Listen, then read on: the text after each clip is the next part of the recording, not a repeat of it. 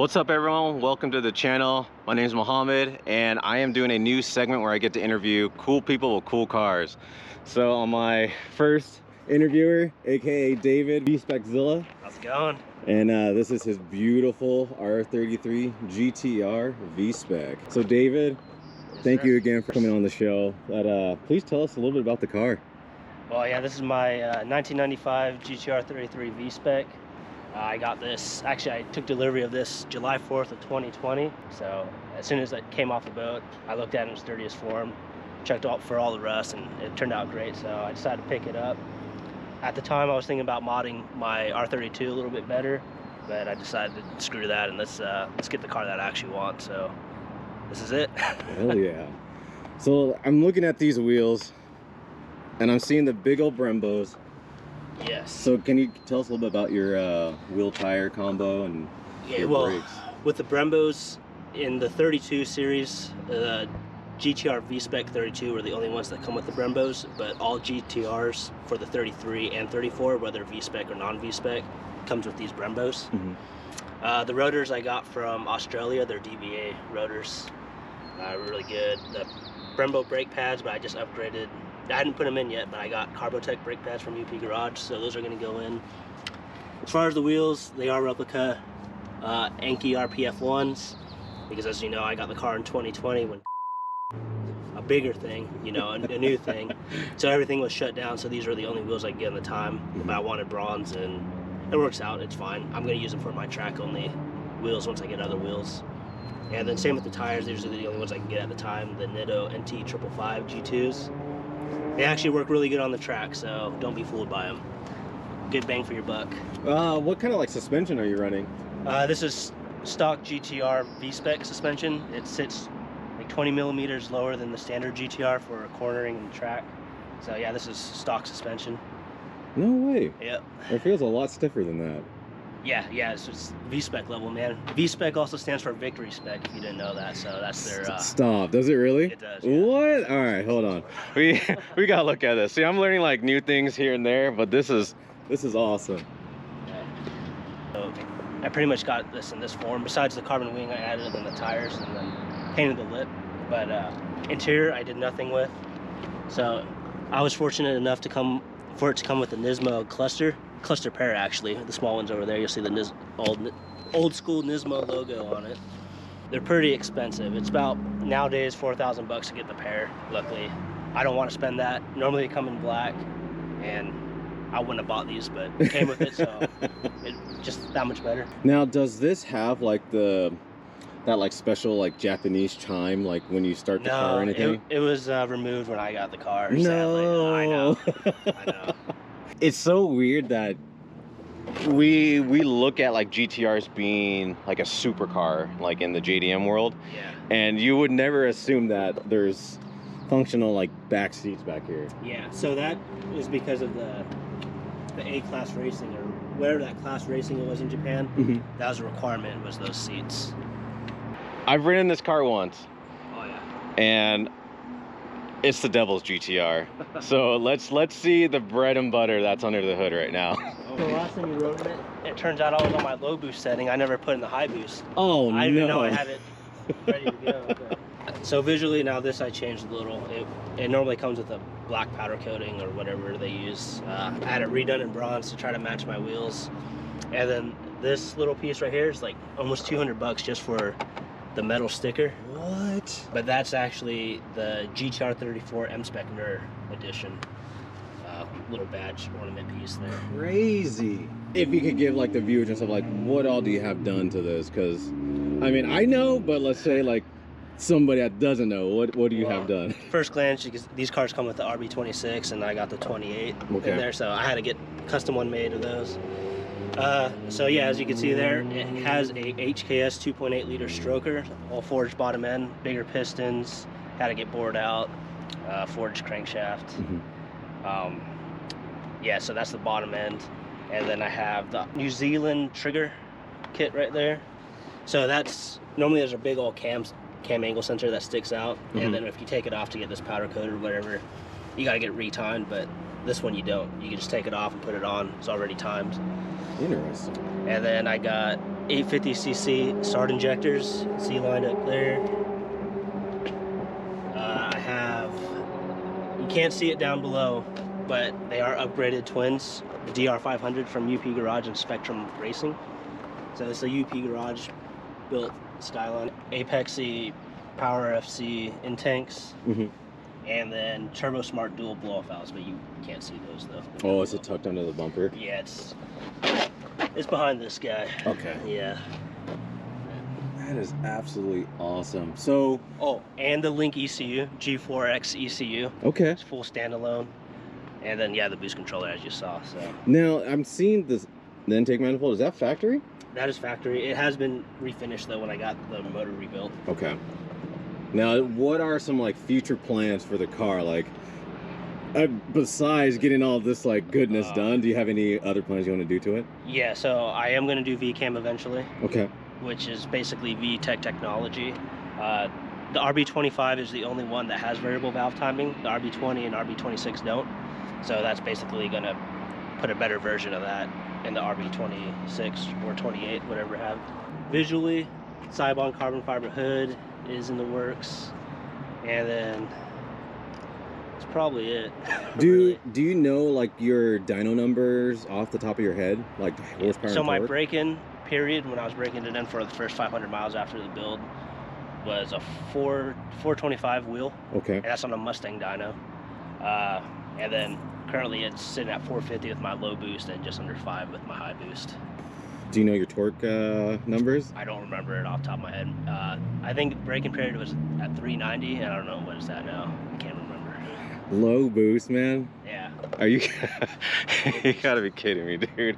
So like riding in the car with low boost, again, I thought it was the devil's GTR, so I can only imagine when we go for a spin seeing what high boost is gonna be about, but I didn't even think it's 400. I feel like the car feels like it's like 5, almost like 580. It's because that linear curve it has on it. So UP Garage, man, they know what they're doing. They bring it down to the science, and it's reliable, really reliable. So it is like all of this like just like a conservative tune. Yeah. Would you say? Okay. Yeah, I could definitely do more. So I have on my high boost, I'm at 22 pounds. Okay. Yeah, well, I can't beat that, but no. Just put me to shame. Oh, man. Baller alert.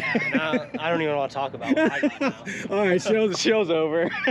My low boost is at 14 pounds, and then my high boost is set to 22 pounds. 22? And these turbos will go up to 29 that they've done, so ooh. I'm going to wait till I do VCAM to actually really do more. So, there's one more thing I want to talk about.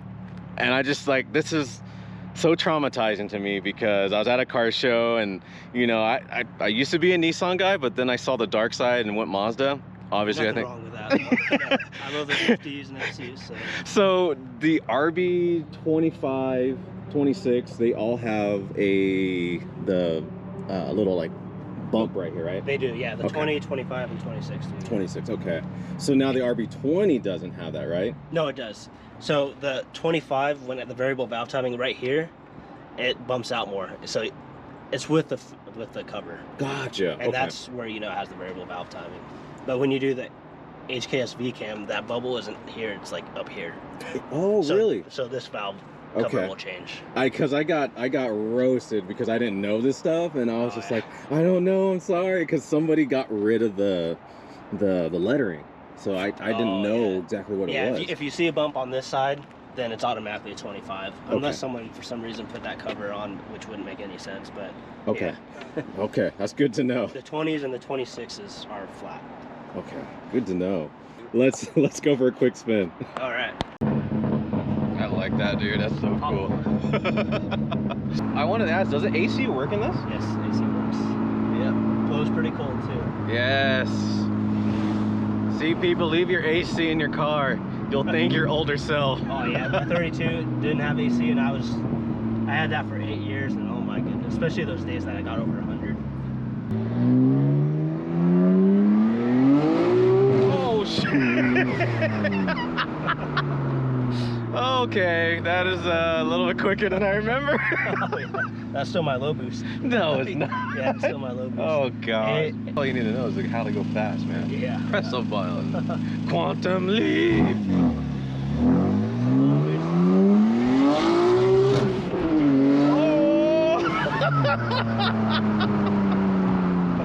Oh, let's go. Booty high.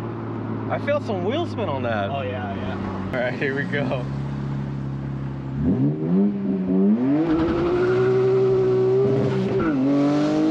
Oh!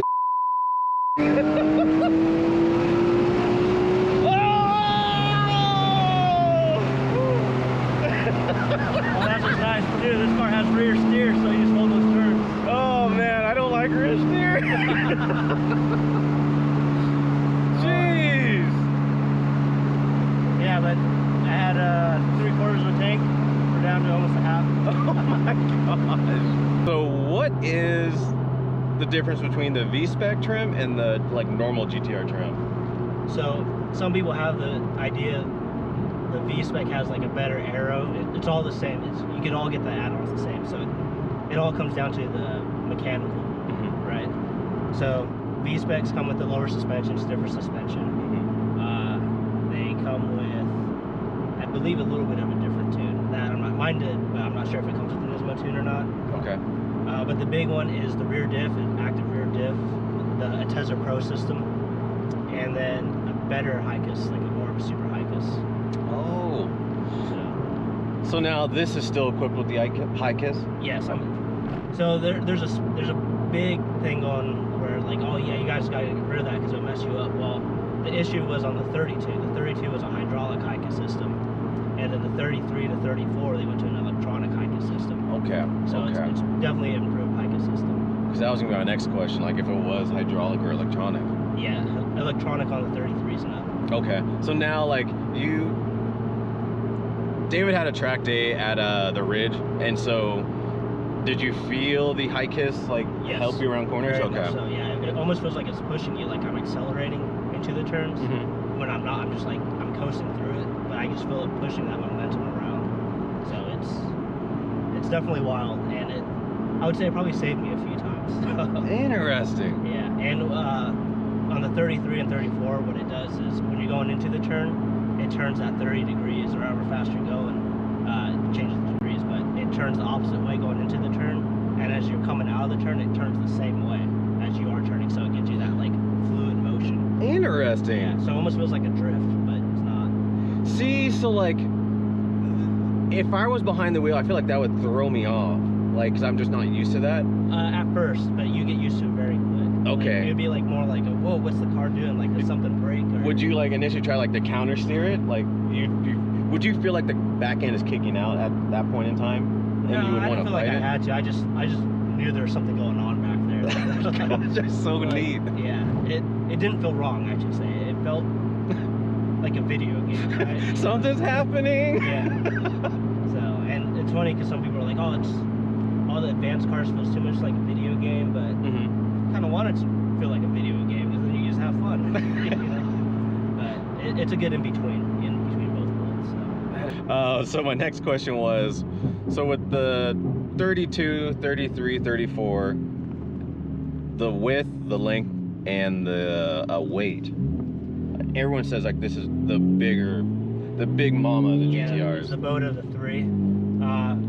I don't remember off the top of my head the weight difference or the size difference, but it's not that big. I think it's 5 inches longer than the 32, maybe 3 inches longer than the 34, and it's about 2 inches wider than both, I think. The weight-wise, probably 300 pounds more, if that. Ooh, okay. Maybe, I don't know. I'm just throwing that on top of my head. So I remember reading like a snippet saying that this was the fastest, or it was the fastest in GTR in the Nürburgring. Nürburgring, okay. The Vspec. So the standard GTR was over 8 minutes. The Vspec got just under 7 minutes. I think it was 8 seconds faster at standard GTR 33 than the Vspec. That big of a difference? That big of a difference, yeah. So, not saying Vspec is worth the money. I like it because it's more of a collector's piece, and for the type of tracking I want to do, it's more set for that.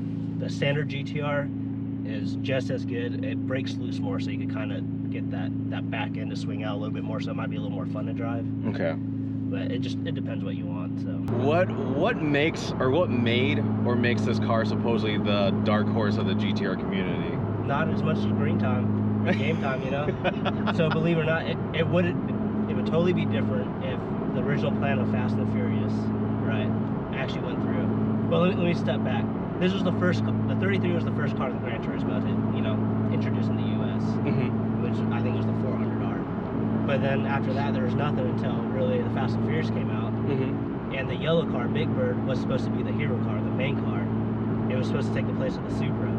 But that was the only one that could get in at the time. So, and you know, in movies, they had to have like multiple cars. Yeah.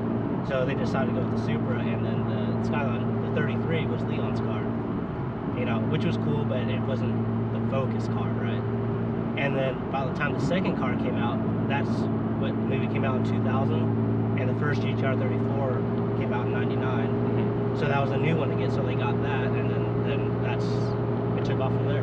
32 goes, I really think most people, Skyline, I think a lot of Skyline people that like Skylines are more fanboys. So then they start liking the 32 because that was the first one that you could get under the 25-year rule. So now all of a sudden that's everyone's favorite. So I don't know. I think everyone will realize that 33 is up there. It's more of a timeless looking design. Yes, you know? Yes. So. See, like for me, I was one of those. Like I love the 32, a white 32 GTR. If I could get one, that'd be like it. Yeah. I think it's better looking than the 34, 35, but the 33 is really growing on me. Even like this is my first 33 that I've been in and rode in, you know? Oh yeah. Well, like a good one to ride. Yeah. Oh yeah. As I'm just shuffling it around for the old shit handle. Yeah. But yeah, I'm like sitting in it right now and I'm just like, this is really comfortable. It fits my, you know, festively plump body. Yeah. And yeah, we're able to have a conversation. Yeah, that's what. It's definitely one of those ones you gotta see in person, and then you'll be like, okay, maybe the 33 is something. But yeah, I always like the 33. It is my favorite one out of all of them. I mean, I really want a 34 because everyone wants one. But if I had to choose one, just for my own reasons, it would be the 33. Oh man, this is just a blessing, man. I have to say thank you for letting me shoot your car, interview you. Yeah. And well, we're not done yet, man. You gotta try it. Oh, you want me? Yeah, you're gonna try it. You're kidding, right? No, dude. I'm in the captain chair. Yeah. So gas pedal's left foot, clutch is right foot. First is all the way to you. Let's do this thing. And I always forget too that the turn signal is on this side, yeah. not over here. I do it every once in a while too, because I always got to swap cars, you know. Yeah. So subtle differences, like in the U.S., not only your turn signals and your wipers are on opposite sides, but the tach and the speedometer, they're swapped around too. Normally the speedometer is on your right side, on the cluster, but it's on the left side. All right, wait, what, did I start in second? You probably can, because the stroker kit's pretty tall. Oh my God, amateur hour. Oh yeah. It does feel faster on this side. Woo, doesn't it? Yeah. Oh yeah. So when it comes online, like what are, like, is it your typical 28, 32 when they typically come online? No, they come on sooner. Sooner than stock turbos. Really? Yeah. Okay. Yeah, and it lasts longer too. Now this, I remember you telling me about the Nismo gauge. What's the red line now? Is it? Mine's set for 8200. 82, okay.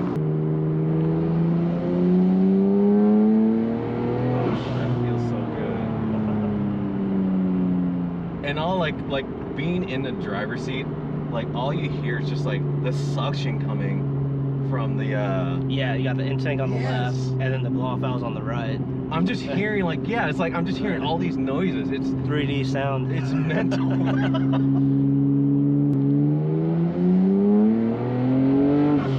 Oh my God. It just wants to go. It's freaking amazing. I had such a blast driving this thing. Now I can go to work and just brag about driving a GTR now. A Vspec GTR, excuse me. I mean, there's a little extra flex, you know, just that extra little pump. Oh man, yes, just yeah, that next tier. Yeah. Again, special thanks to David, aka Vspec Zilla. Don't forget to check him out on his YouTube channel. Yeah. I'll make more. I know I'm slacking a little bit, but you know, time-wise, it gets hard to get out there sometimes. Well, definitely stay tuned for more content. I'll see you guys later.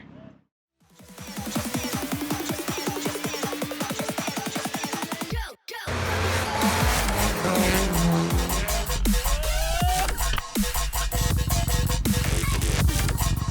go.